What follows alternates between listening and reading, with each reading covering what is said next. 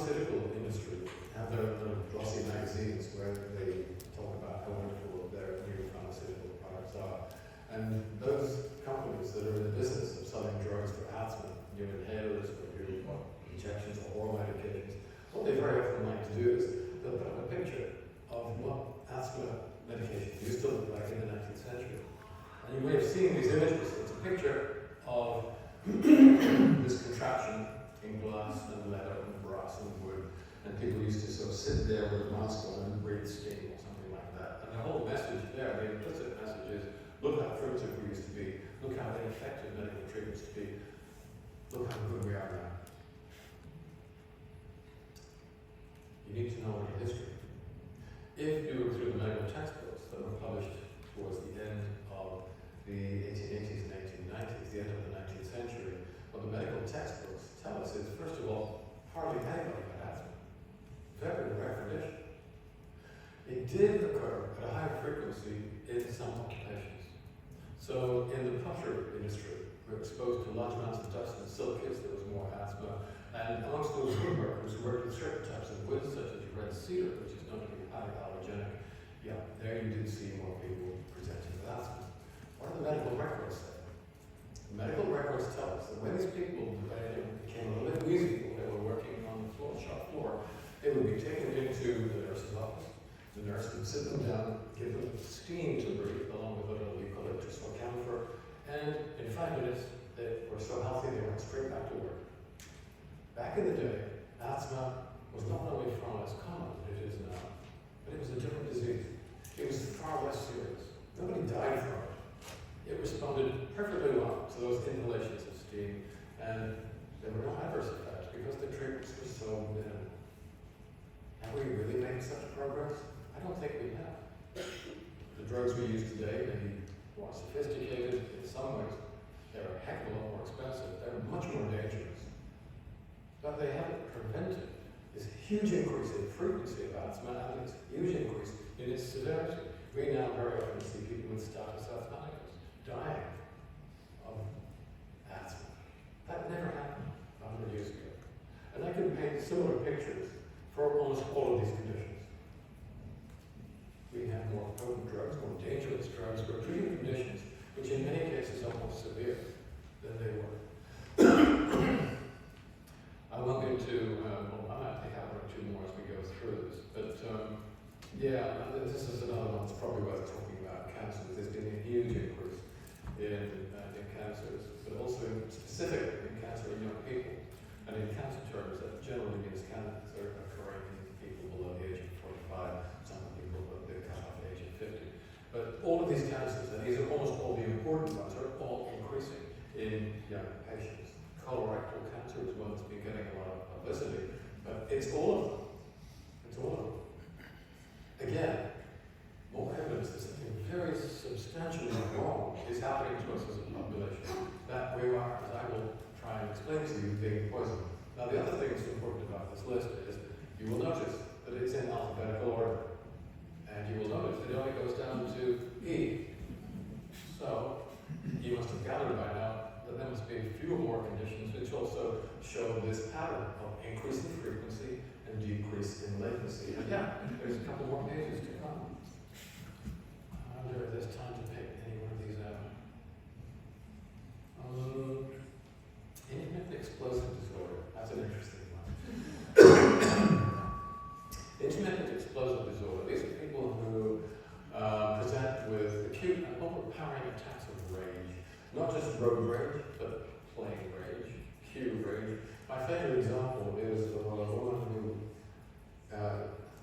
went rogue in a McDonald's in Ohio. She happened to be wearing a Cookie Monster costume at the time. It's a good example.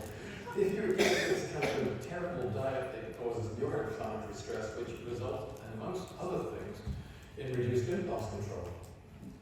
So it's not just the chronic degenerative diseases that you're familiar with, but many patterns of behavior have changed as well. And again, I don't have time to go into all of this. For those of you who are interested, drpaulclayton.eu, drpaulclayton.eu, and all the information is there. So sepsis, osteopenia, Parkinson's.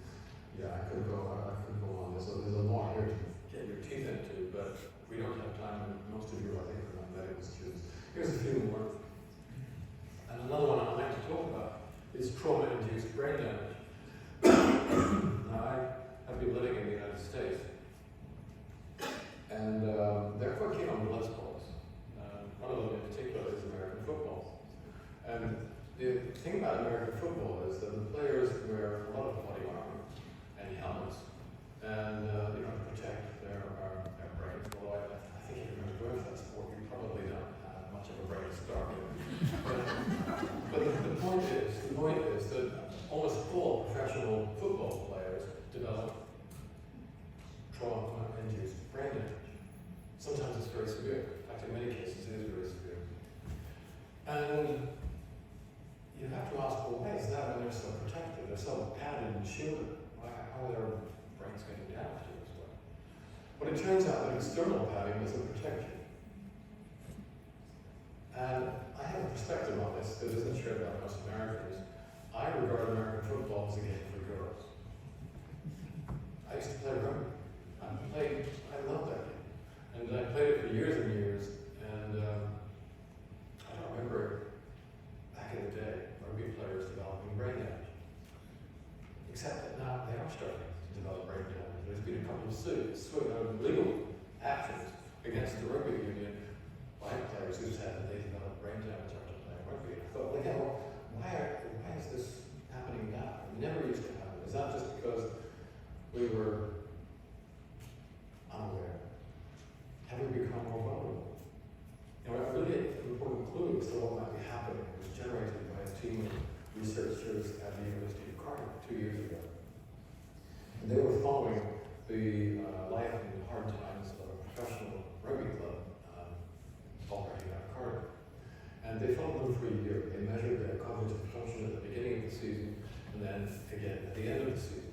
For them, the professional season consisted of, I think it was 11 or 12 games, which is not much. And at the end of the season, they found that every single player had lost a couple of IQ points. One or two of them had lost more than that. And then it got more interesting, and they analyzed how that damage had been caused. And they were able to demonstrate that it had been caused by something called oxidative phosphorylated stress. And I thought back to my own rugby playing career. Now, today, playing 12 matches is enough to give you brain damage. Over the years, I must have played in between 300 and 350 games. And I got knocked up and knocked down. I was concussed a couple of times. I accidentally did my own fair share of damage. But here I am, many, many years later, still capable of holding a reasonable conversation. If I start drooling, you'll let me know. I can still comprehend and construct a complex sentence and follow a train of thought. How is that possible? Why do I not have dementia? But the clue came from the Cardiff University work. Oxidative phosphorylated damage. What prevents you from developing oxidative phosphorylated damage? And the answer is omega-3 fatty acids, if they're given together with polyphenols and prebiotic fibers, they're highly protective. They prevent oxidative phosphorylated damage from occurring. My parents were academics, both of them, and therefore quite poor. And we ate a very traditional, very basic Scottish diet. Lots of porridge. In fact, my parents would insist I ate so much porridge for breakfast that sometimes I'd have to go back to my room and lie down to get over it before I could go to school. And what does porridge contain? Lots of prebiotic fibers. So I had a really well-configured microbiota, not just in the gut, but subsequently in all the other tissues, including my brain. And the other thing we ate a lot of was kippers. Do you know what kippers are? So they're belly fish. They're herring that have been smoked. And they contain lots and lots of omega-3s and polyphenols. I mean, lots. So I was eating a diet, and many of us were, that contained all these compounds that were protecting our brain.